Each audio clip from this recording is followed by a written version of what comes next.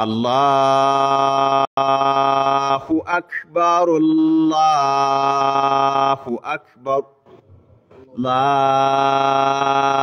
إله إلا الله.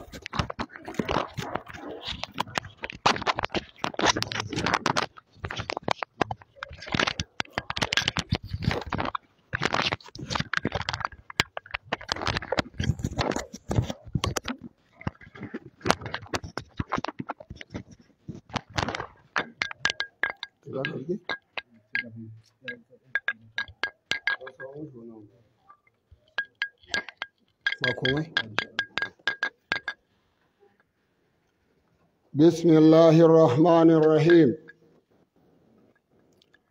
إن الحمد لله نحمده ونستعينه ونستغفره ونعوذ بالله من شرور أنفسنا ومن سيئات أعمالنا.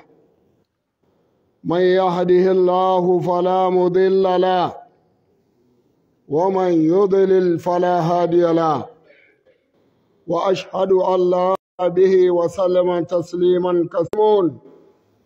بعث الله نبينا محمدا صلى الله عليه وسلم لتقصد قلوب الأفراد والجماعة للرب وحده،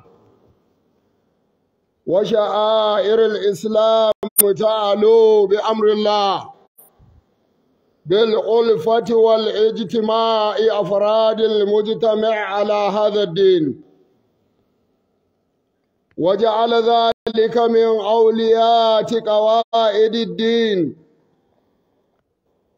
يقول عمرو بن عبسة يقول عمرو بن عبسة دخلت على النبي صلى الله عليه وسلم بمكة فقلت له: من أنت؟ قال: أنا نبي. فقلت: وما نبي؟ قال: أرسلني الله. فقلت: وبأي شيء أرسلك؟ قال: أرسلني بصلة الأرحام وكسر الأوثان، وأن يوحد الله لا يشرك به شيء. رواه مسلم. ودعا إلى لحمة الائتلاف بين المسلمين وحرم ضدها، فقال: لا تباغضوا ولا تحاسدوا ولا تدابروا ولا تقاطعوا وكونوا عباد الله إخوانا. متفق عليه. ولتبقى القلوب سليمة نهى عن الهجر فوق 3 ليال، فقال: لا يحل لمسلم أن يهجر أخاه فوق 3. متفق عليه. عباد الله، واذكروا نعمة الله عليكم إذ كنتم أعداء فألف بين قلوبكم فأصبحتم بنعمته إخوانا.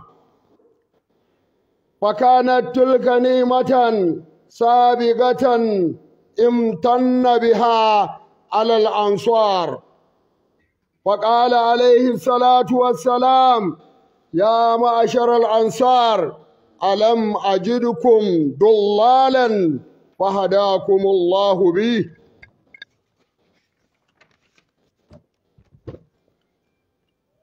وكنتم متفرقين فألفكم الله به متفق عليه. فلا دين ينشر إلا بجماعة ولا جماعة إلا بإمامة. وإبع أمانة الولاية ثقيل يعين على حمله النصيحة الصادقة المخلصة من الرعية للرائي. يقول النبي صلى الله عليه وسلم: الدين النصيحة. قلنا: لمن يا رسول الله؟ قال: لله ولرسوله ولكتابه ولأئمة المسلمين وعاماتهم. رواه مسلم.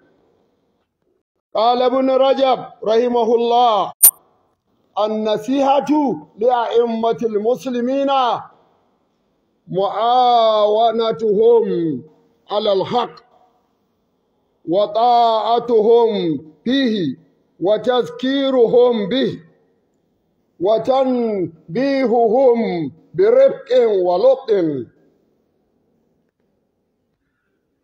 والدعاء لهم بالتوفيق وحث الأغيار على ذلك ونصح الولاة من الأعمال الفاضلة التي يحبها الله ويرتضيها. يقول النبي صلى الله عليه وسلم: إن الله يرضى لكم ثلاثا: أن تعبدوه ولا تشركوا به شيئا، وأن تعتصموا بحبل الله جميعا ولا تفرقوا، وأن تناصحوا من والله الله أمركم. رواه أحمد. ونصيحة تكون سرا بين الناسخ الصادق وبين الوالي لتكون أخلص عند الله. وعلى هذا سار السلف الصالح.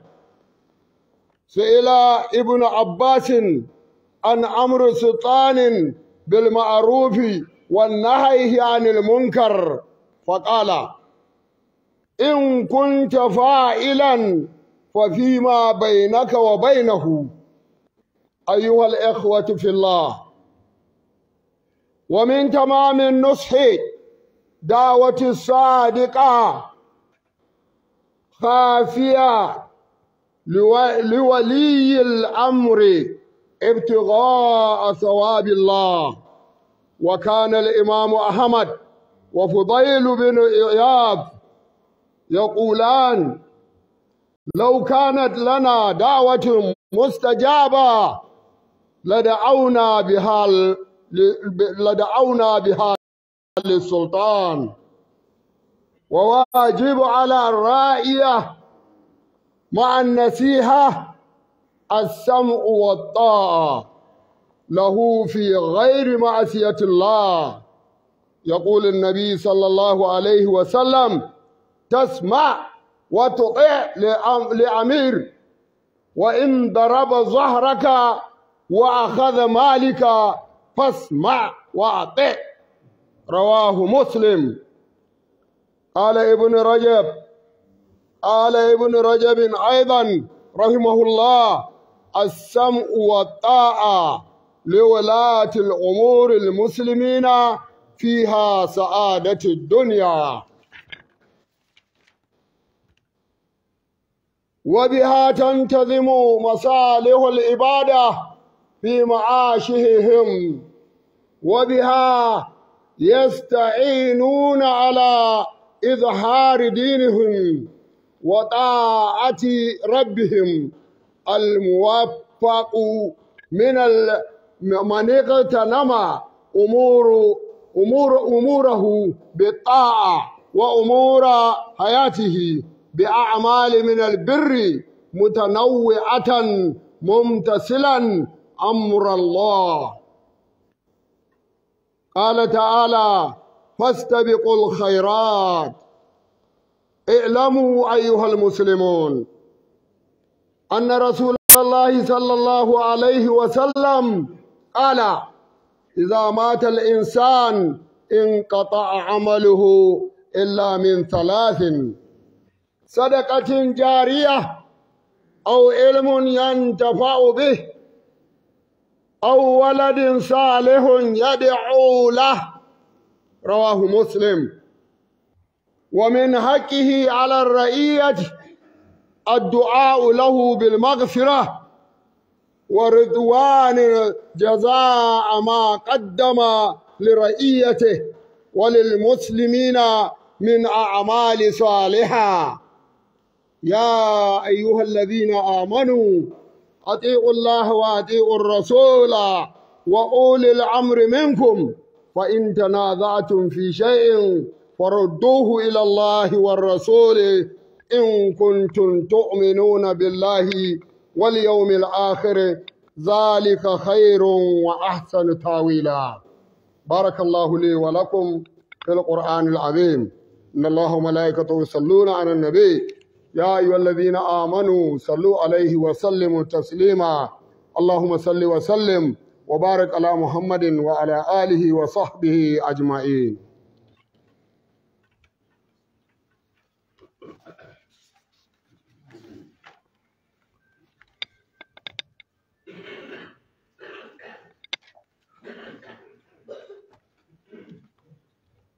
الحمد لله والصلاة والسلام على رسول الله سيدنا ونبينا محمد وعلى آله وصحبه أجمعين.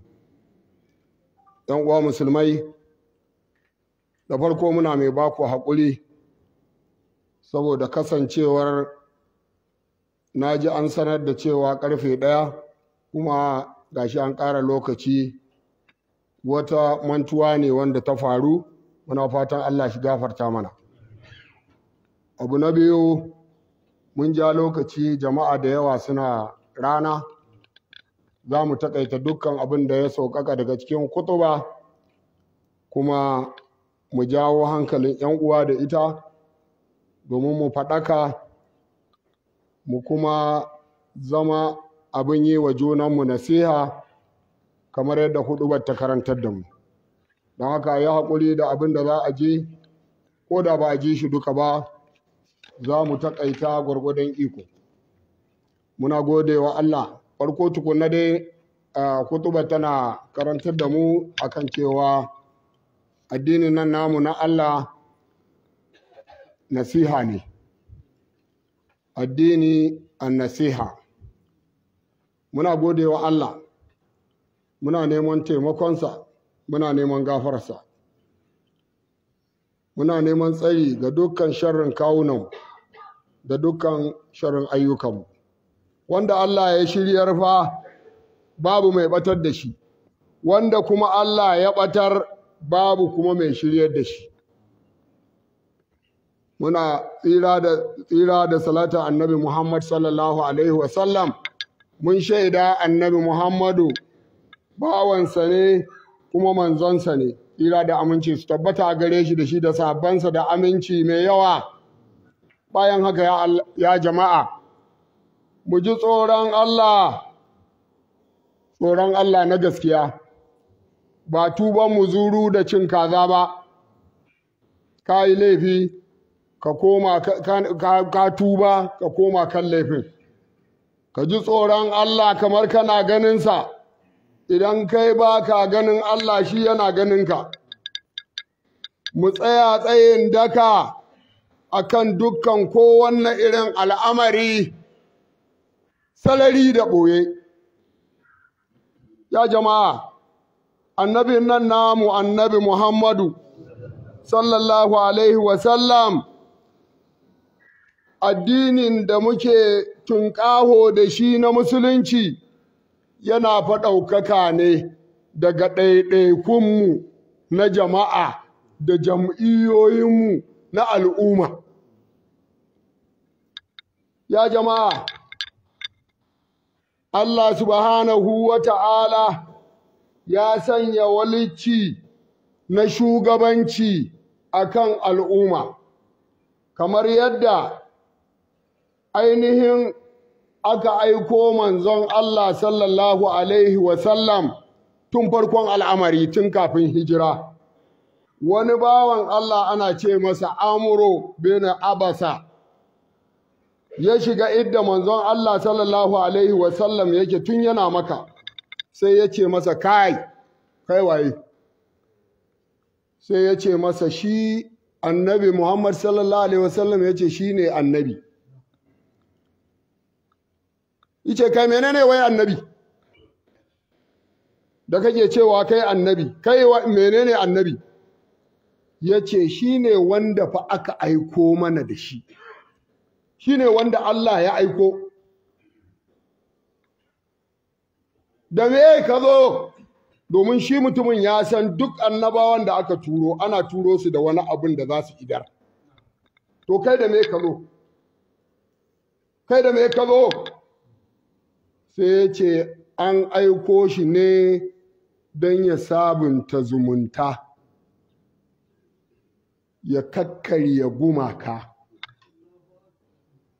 sannan a kaɗaita Allah shi kadai ba shi da abokin bauta, ka a yi mai shirka. Wannan hadisi Muslim ya rawaito shi. Ya jama'a, mutuna nemomin da Allah ya yi mana wanda a da can mu abokan gaban juna ne, ko a nan Kano muna yara, ɗan Tijjaniya bai shiri da ɗan Ƙadiriya, ana cikin jahiliya, babu ga maciji ga masallacin wannan ga na wannan ana sallah. A lokacin ba a fahimci ƙabalu ba. Ɗan ƙabalu bai shiri da ɗan sadalu don yana ganin ba daidai yake ba, to wai ma ana cikin musuluncin kenan. Wannan ni'imar da Allah ya yi da ya kasance a wannan lokaci muna rabe-rabe, haka annabi Muhammad sallallahu alaihi wasallam ya zo ya iske ainihin waɗanda suke Madina daban-daban kala-kala ga sunan. Wannan bai shiri da wannan, wannan bai shiri da wannan, ƙungiyar wannan ba ta shiri da wannan, ‘yan gida kaza da ‘yan gida kaza babu shiri. Amma wannan ni'ima ce wanda Allah ya aiko da ita ga manzon Allah, ya ce gaya musu, mun fa daidaita ainihin zukatanku kun zama ‘yan uwa. Gori ne a Hassan, mafi kyan gori wanda za ka iya tunawa kai mai tadabburi. Ka tuna baya da can mushriki kake, ka tuna baya da can boka kake, ka tuna baya da can shaye-shaye da iskanci da duk wasu abubuwa kake yi. Amma yau sunna ta zo ta wanke ka garariya garau, wai ma ahalin sunna ne kuma ɗan agajin izala. Saboda haka yau mun zama ‘yan uwa. Wannan ni'imar da Allah ya yi wa mutanen Madina da Ansar da Allah ya yi musu, Allah ya kira su, har manzon Allah yana gaya musu, kai Ansarawa, ban zo na same ku batattu ba, Allah ya shiryar mun da ku. Ban zo na same ku daban-daban ba, wannan nanan, Allah ya shiryar mun da ku, kuka zama ɗaya. Babu wani addini wanda zai yaɗu face sai da jama'a. Kar ka ɗauka za ka ware, ka je ka yi karatu Madina, ka dawo kai ma akaramakallahu, ka samu masallaci, kuma sannan ka koma gefe guda kai ma masha Allahu masha Allahu. Ai abin da ƙungiyar nan take yi, ana kawo musu kuɗi kaza mu ma na buɗe masallaci da madarasina da komai da komai. Ba za ka haɗa kai da jama'a ba, to addini bai yaɗuwa da ɓangaranci, sai da jama'a. kuma sannan jama'ar ba ta yaduwa ta yada addinin sai da shugabanci. Wallahi jama'a akwai nauyi mai tsanani da nasara ko samun ci gaba daga ainihin nasiha ga shugabanni ko shugaba. Duk shugaban da za ka yi mai nasiha ta gaskiya tsarkakakkiya daga wanda ake kiwo zuwa ga wanda yake kiwon. Manzo sallallahu alaihi wasallam ya halatta ta, ya ce addinin ma gaba ɗaya nasiha ne. To abin da aka ce nasiha, sahabbai ba su tsaya nan ba don an ba su a dunkule. Ya Rasulullah sallallahu alaihi wasallam, ga wa nasihar? Manzo ya ce ga Allah, sannan kuma gare shi kansa da aka aiko, da littafin Allah, da jama'a ko al'ummar musulmi, sannan da ko gama garin kowa duka. Kowa nasiha ne, daga gidanka, daga makwabtanka, garinku, jiharka, ƙasa, shugaban ƙasa, ayo ƙasa. Kowa addini nasiha ne a gare shi. Ba a keɓe ga wani wanda ba za ka iya mai nasiha ba, babu shi. Tunda abin ya ɗauko daga sama. Allah subhanahu wa ta'ala ya game mana komai. Ya yi mu mutane, ya yi mu musulmi ba dabobi ba, ba arna ba. Ya aiko littafi, ya aiko mana manzo. An game mana komai alhamdulillah. Wannan ni'ima ce babba.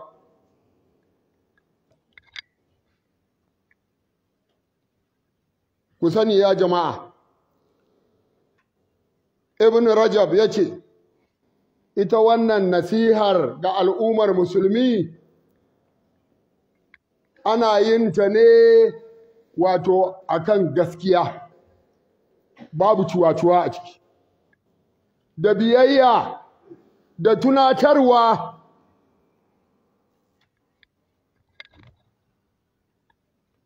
da rausasawa. Da tausasawa. Kun ga rausasawa da tausasawa. An fahimta nan ai. Kalmar ɗaya ce, rifƙin wa lufɗin, rausasawa da tausasawa. Akaramakallahu, ka ga shugaba ya yi kuskure, ko gwamnati ta yi kuskure, ba zuwa da ka yi majalisinka ka baje koli ba, ka kawo 'yan midiya, za mu aika saƙo wajen shugaba, ya yi kaza, an yi kaza a gwamnati, kaza kaza kaza, Allahu akbar, ka ji kabbara, ba haka ke ba. Saƙon da za ka aika, bin lutfin wa rifƙin, ka bi hanyar da ya kamata. Ba daga majalisinka kawai ka rinka ɓaɓatu a midiya kana aika a duniya tana sani. Ba haka ake wa shugaba ba. A tausaya ma shugabanci, a rinka yi musu addu'a da dacewa. Ita kuma nasihar ga majibincin shugabanci yana daga aiki da faɗa wanda yake mafifici. Abin da Allah ya so na daga gare shi, mafi falala ga abin da Allah ya so, kai musu addu'a, ka neman musu dacewa, domin wannan shi ne abin da Allah yake so kuma yarda da shi. Annabi Muhammad sallallahu Alaihi wasallam yana cewa an yarda mana da abubuwa guda uku. Shi ne mu bautata ma Allah shi kadai, kada mu haɗa shi da kowa wajen bauta. Sannan mu haɗa kawunanmu gaba ɗaya, kada mu rarraba mu yi wa junanmu nasiha ga ainihin majibuntanmu tsakanin al'amuranmu tsakaninmu da Allah. Sheikh Ahmad shi ya rawaito hadisin. Ita kuma nasihar da za ka yi wa shugaba ba fallasa ko tonan silili ba, irin yadda ake a baza wa 'yan midiya, ba shi ba. Yaya take? Ita ce sirran ka ɓoye ta tsakanin kai da ita, kuma nasihar ta zama da gaskiya tsakaninka da shugaban da za ka yi wa nasihar, kuma ka tsarkake niyya kai kanka tsakaninka da Allah, sai ka samu gudunmuwa da taimakon Allah. Da wannan fa magabatanmu suka wuce, akan wannan magabata suka wuce a kai, ba irin yadda muke yanzu ba. Kowa ya ja daga tsakaninsa da shugabansa, banda ya ji ya yi kuskure, liman jira yake yi ya ji ladan ya yi kuskure. Kai ladan, da aka yi kudin masallaci da aka tara aka kawo. Shi kuma ladan da na'ibi an haɗa kai, jira suke su ga liman ya yi kuskure. Wata ran alhaji ya zo ya ga liman, ya yi mai tambaya ya fita, kai muna da tamfa liman fa alhajin nan ya kawo wani abu. Kullum zargin juna. Babu. To da wannan magabata suka huce, a rinka nasiha sirran, ba wanda ya sani. Ka je ka same shi kai mai nasiha in ka ga abin da ya yi ba daidai ba ne. An tambayi ɗan Abbas akan abin da ya jibinci wato shugabanni, bi umarni ko hani. Ɗan Abbas ya ce, idan abin da ka ga kuskuren da shugaba ya yi ba daidai ba ne, ya yi laifi ya aikata, to ya rage tsakanin kai da shi. Tsakanin kai da shi, sululub ka je ka samai.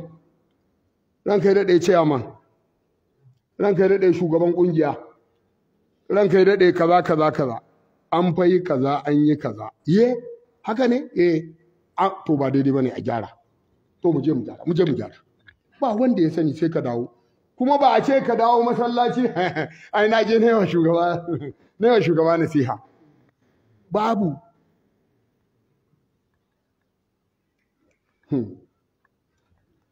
‘Yan uwana, tsakani da Allah, waɗanda muke tare a nan ‘yan agaji, zaman da muke a wannan wuri muna yin shi tsakaninmu da Allah. Ina mai sanar da ku cewa ita nasiha ba ta cika, nasiha ta gaskiya ga ainihin majibintan al'amuranmu, sai ka yi ta da gaskiya kuma a sauƙaƙe, kuma da neman yardar Allah subhanahu wa ta'ala. An gane, da neman yardar Allah subhanahu wa ta'ala. Imamu Ahmad da Imamu Fudail bin Iyad suna cewa, wallahi, da zai kasance addu'ata in yi a karɓa, wallahi da wanda zan farewa shi ne shugabana. Saboda haka suka ce, ya zama wajibi ga wanda ake shugabanta da nasiharsa ya zama mai ji da ɗa'a, ya ji ya yi biyayya, amma fa wacce ba ta saba ma Allah ba. Ji da ɗa'a ga shugaba, to ko da shugaban nan zai kasance ya ga wani abu yana so a wajenka, ka hana shi, ko kuma kafin ka bashi ya jawo ka tim ya buge ka, ya halatta. Ko kuma ya ga dukiyarka ya ga lallai in har addini zai karu da shi. Kai mudi motar nan taka wa'adi za a je da ita. Ha wallahi shugaba mun shirya za mu je kai ka ci gidanku ga wata dan bum. To in yayi haka yayi to ko da zai doke ka kaji kuma kai da'a, wannan bil amri ne, ba a sauraron shawara. Bil amri ne, fasma wade bi saurara kaji kawo ta wadi za a ta kuma kai biyayya inda kudin mai ma ƙara. Ibn Rajab Allah ya ƙara masa yadda ya sake cewa ji da biyayya ga majibuntan al'amuran mu musulmi to akwai fadace na daga al'amuran duniya. In dai ka zama mai ji da biyayya duk abin da aka ce maka za ka bi za ka yi ɗa, wallahi sai ka ga sa'ada a cikin wannan al'amarin. Magana ce ta magabata. Ya jama'a, sannan kuma akwai daidaituwar al'amura na daga ibada da kuma gudunmuwar da duk za ka nema ko kake nema na harkar duniyarka za ka same shi don ka yi biyayya ga Ubangijinka. Ya jama'a, ku sani Allah subhanahu wata'ala ya ce fastabiqul khairat, ku yi rige-rige ga neman alkhairi. ‘Yan agaji, ku yi rige-rige ga neman alkhairi, kar ku yadda a bar ku a baya, kar ku yadda ku bari ba ku nemi ilimi kullum ku kenan ana ɗora kan mun bari ku ba ɗora ku ba. Yau mu ji ka je neman ilimi karatu, yau mu ji ka an zo neman gudunmawa an ce a je gun ɗan agajin nan, motar da za a je wa'azi ɗan agajin nan. Fastabiqul khairat, ku nemi duniya don lahirarku. Ba a ce a'a ku kuna baya ba sai malam sai shugaba, a'a ku tashi ku nemi alkhairi. Duniya ba ta rago ba ce bare lahira. Ku sani jama'ar musulmi yan agaji, manzanmu annabi Muhammad sallallahu alaihi wasallam ya ce idan mutum ya mutu to fa an yanke ayyukansa sai abu uku: sadaka mai gudana, ko ilimi wanda ya amfanar, ko ka haifi ɗa salihi don ya rinka maka addu'a. Wannan shi ne Muslim ya rawaito. Yana daga haƙƙin ainihin wanda ake shugabanta, kamar yadda muka ambata, ya yi addu'a ga shugabansa, da nema masa gafara, da neman yardar Allah ga sakamako na abin da ya wuce gare shi da abin da yake gaba. Wannan haƙƙi ne na ainihin wanda ake shugabanta ga wanda ake shugabanta ga shugaba, al'ummar musulmi ba.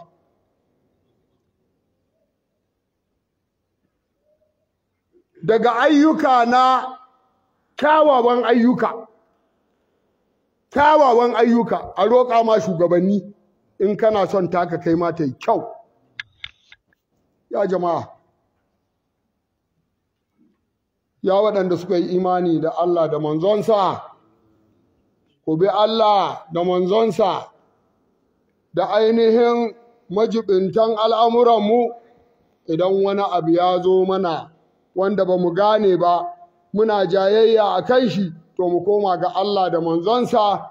Amma fa in mun yi imani da Allah mun yi imani da ranar lahira, domin wannan shine mafi kyawun fassara a gare mu, shine mafi kyawun aiki a tare da mu. Ina mai jawo hankalinmu da mu da ku duka baki ɗaya da mu ji tsoron Allah. Ina daɗa maimaitawa, mu kyautata niyya, mu zama masu yi wa junanmu nasiha ga dukkan al'amuranmu. Matanmu abin kiwo ne a gare mu, ‘ya'yanmu abin kiwo ne a gare mu, shugabanninmu abin kiwonmu ne, na ƙungiya ko na ƙasa ko na local government. Dukkaninsu mu zama masu yi wa junanmu nasiha tsakaninmu, mu daina tsine musu, mu daina zagin su, mu tsaya mu rungumi al'amuran da ke gabanmu na daga harkar zaɓe da muka fuskanto, mai ta addu'a zuwa gare su, Allah shi kyautata ayyukansu, kuskuren da suka yi Allah shi kyautata shi, waɗanda za mu zaɓa Allah ka zaɓa mana, Allah ka zaɓa mana shugabanni na gari, ka ba su ikon yi mana adalci. Ya jama'a, ƙasar nan tamu tana buƙatar addu'a. Allah ka tsare mu daga kidnappers, Allah ka tsare mu daga Boko Haram, Allah ka tsare mu daga ainihin ‘yan ta'adda, Allah ka tsare mu daga dukkan sharrin zamani. Allah muna roƙonka, ga bayinka sun zo wannan course da muke gabatarwa, samina da kamfe, yadda muka zo lafiya, Allah ka mai da kowa gidansa lafiya. Yadda muka zo lafiya, Allah ka mai da kowa gidansa lafiya. Allah, shekarun da muka yi baya akwai wasu wanda muka yi da su, Allah ba su, ka karɓe su, Allah ka gafarta musu, Allah ka gafarta musu. Shugabanninmu da malamanmu da iyayenmu da kakanninmu da yaranmu da matanmu waɗanda suka mutu, Allah ka yi musu gafara, Allah ka nawwara kaburkansu. Ya Allah muna roƙonka, akwai marasa lafiya a cikinmu, Allah ka ba mu lafiya da zama lafiya da wadata da abin da lafiyar za ta ci. Allah ka yafe mana, Allah ka yafe mana, Allah ka yafe mana. Idan mutuwanmu ta zo, Allah ka ba mu cikawa da kyau da imani. In mutuwanmu ta zo, Allah ka ba mu cikawa da kyau da imani. Da rahmatika ya arhamar rahimin ya rabbal alamin. Barakallahu li wa lakum fil Qur'anil azim. Inna Allaha wa malaikatahu yusalluna 'alan nabi. يا أيها الذين آمنوا صلوا عليه وسلموا تسليما. اللهم صل وسلم وبارك على محمد وعلى آل محمد كما صليت ورحمت وباركت على إبراهيم وعلى آل إبراهيم في العالمين إنك حميد مجيد. اللهم لك الحمد كله ولك الشكر كله، لا إله إلا أنت، أنت العزيز الغفور الرحيم السميع الدعاء يا رب العالمين. يا حي يا قيوم يا منان يا فتاح، اللهم اغفر لنا ذنوبنا وكفر عنا سيئاتنا وتوفنا مع الأبرار. اللهم إنا ولا تئن علينا، اللهم وانصرنا ولا تنصر علينا، اللهم وانصرنا على من عادانا، اللهم وانصرنا على من ظلمنا برحمتك يا أرحم الراحمين يا رب العالمين. يا حي يا قيوم سبحانك اللهم وبحمدك واشهد ان لا اله الا انت استغفرك واتوب اليك. قوموا الى صلاتكم يرحمكم الله.